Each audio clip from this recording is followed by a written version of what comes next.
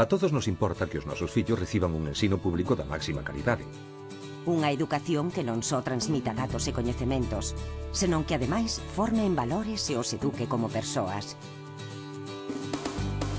Preocúpanos que saquen boas notas, que se leven ben co resto de mozos e mozas da súa clase, que sintan a emoción e o reto de aprender. Non obstante, non podemos estar con eles na clase. Non podemos saber que é o que ocorre a partir do momento que os deixamos no autobús de ruta ou nos despedimos deles na porta da casa ou do colexio. É certo que existen titorías e avaliacións periódicas e que coñecemos a maioría dos seus profesores.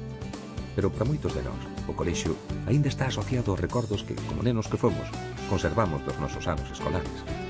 Pero dende entón choveu moito. E en Galicia esta afirmación é dobremente certa. E non precisamente pola choiva, que ben puidese, senón polos profundos cambios que o ensino público comezou a facer realidade nos últimos anos.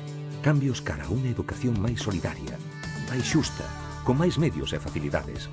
Cambios cara a unha educación que erradique as diferenzas de oportunidades e roles entre nenos e nenas, entre rendas altas e baixas, entre contornos urbanos ou rurais. Por iso hoxe, os adultos, imos ir tamén á clase. Imos coarnos por un día nun colexio público galego. Un calquera dos moitos que hai, os que acuden milleiros de nenos cada día. Tal vez así, poidamos descubrir algo máis acerca dos valores que impulsan as novas políticas en ensino que a Xunta de Galicia está acometendo. Acompáñannos.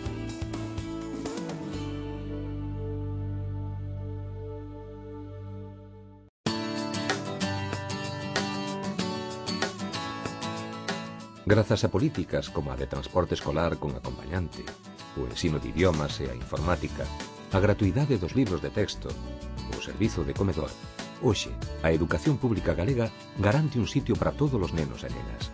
En igualdade de condicións e de oportunidades, no colexio e na vida. Porque educar non só é transmitir datos, coñecementos e fórmulas máxicas que garantan o éxito profesional na vida, senón, ante todo, preparar os nosos fillos e fillas ao longo dunha maravillosa viaxe chamada a aventura de vivir.